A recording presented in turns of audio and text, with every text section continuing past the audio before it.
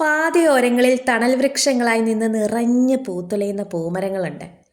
ഗുൽമോഹർ, ചാരക്കൊന്ന, മരുത്, അങ്ങനെ. ഇത് മരുത്, മണിമരുത്. March April മെയ്യിലെ വേനലിൽ നിറഞ്ഞു പൂത്തുലയുന്ന മരം. പർപ്പിൾ, പിങ്ക് എന്നിങ്ങനെ 2 നിറങ്ങളിലുണ്ട്. മനോഹരമായ പൂക്കൾ വലിയ കുലകളായിട്ടാണ് വിരിഞ്ഞു നിൽക്കുന്നത്. ഈ പൂവിൻ്റെ ഇതളുകൾ ക്രേപ്പ് പേപ്പർ പോലെയാണ് ഇരിക്കുന്നത്. മൊട്ടുകൾ അത്തിപ്പഴം പോലെയും.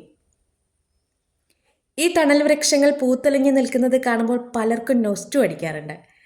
എനിക്കും ഇത് നൊസ്റ്റാൾജിയാണ്. എൻ്റെ ഒരു ആഗ്രഹമായിരുന്നു ദീർഘദൂര ട്രെയിൻ യാത്ര.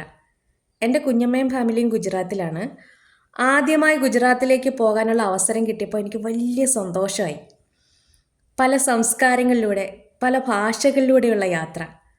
സൂറത്തിലാണ് കുഞ്ഞമ്മയും ഫാമിലിയും. സൂറത്തിലേക്കും അവിടെ നിന്ന് ദ്വാരകാപുരിയിലേക്കും ഒരു യാത്ര. ഒരു കൃഷ്ണഭക്തിയെ സംബന്ധിച്ചിടത്തോളം ഏറ്റവും കൂടുതൽ ആഗ്രഹിക്കുന്ന ഒരു കാര്യമാണ് ഭഗവാന്റെ ദ്വാരകാപുരി നേരിൽ കാണുക എന്നത്. നമ്മൾ കേട്ടും വായിച്ചറിഞ്ഞതുമായ ആ സ്ഥലങ്ങളിലേക്കുള്ള യാത്ര. ദ്വാരകാപുരി, സോമനാഥ ക്ഷേത്രം, അംബാജി മന്ദിർ, സബർമതി, ഗീർ ഫോറസ്റ്റ്, അങ്ങനെ ഒത്തിരി സ്ഥലങ്ങൾ. സൂറത്തിലേക്കും അവിടെ നിന്ന് ദ്വാരകാപുരിയിലേക്കുള്ള ആ യാത്രയിൽ ഉടനീളം നിറഞ്ഞ് പൂത്തളിഞ്ഞ് നിൽക്കുന്ന ഈ പൂമരങ്ങളും ഉണ്ടായിരുന്നു. ഗുൽമോഹർ, ചാരക്കൊന്ന, പിന്നെ നമ്മുടെ കണിക്കൊന്ന, മരുത്, പിന്നെ ചെമ്പകമരം, നിറഞ്ഞു പൂത്ത് നിൽക്കുന്ന ചെമ്പകമരങ്ങൾ കണ്ടിട്ടുണ്ട്. പിന്നെ ആര്യവേപ്പ്. എനിക്ക് തോന്നുന്നു നോർത്തിലേക്ക് പോകുന്തോറും കൂടുതലും ആര്യവേപ്പാണെന്ന്.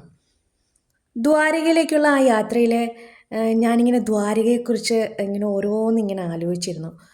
എൻ്റെ മനസ്സിലൊരു പിക്ചറുണ്ട് ദ്വാരകയെക്കുറിച്ച്. ഭഗവാൻ സഞ്ചരിച്ചിരുന്ന വഴികൾ, കുചേലം വന്നിരുന്ന കവാടം, അതൊക്കെ ഇങ്ങനെ ഓർത്തിരിക്കുകയാണ്. അപ്പോൾ പുറത്തെ കാഴ്ചകൾ കണ്ടുകൊണ്ടാണ് ഞാനിതൊക്കെ ഇങ്ങനെ ഓർക്കുന്നത്. ആ കാഴ്ചയിലുടനീളം ഈ നിറഞ്ഞ് പൂത്തളിഞ്ഞ് നിൽക്കുന്ന പൂമരങ്ങളും ഉണ്ടായിരുന്നു. പിന്നീട് ഈ പൂമരങ്ങൾ കാണുമ്പോൾ മനസ്സിൽ പച്ച പിടിച്ച് കിടക്കുന്ന മനോഹര യാത്രയുടെ ഓർമ്മകളിലേക്ക് ഞാൻ പോകും. ഇപ്പോൾ ഇവിടെ ഈ ഭാഗത്തായിട്ട് പടർന്ന് പന്തലിച്ച് നിന്നൊരു മണിമരുതുണ്ടായിരുന്നു. പാലം പണിയൊക്കെ വന്നപ്പോൾ അതൊക്കെ വെട്ടിക്കളഞ്ഞു. അതിൻ്റെ വിത്ത് വീണ് കിളിർത്തതാവണം ഈ കൊച്ചു പൂമരം.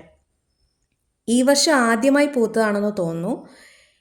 ഇതിപ്പോൾ എല്ലാം കായായിട്ടുണ്ട്. വീഡിയോ ഇഷ്ടമായാൽ ഒരു ലൈക്ക്.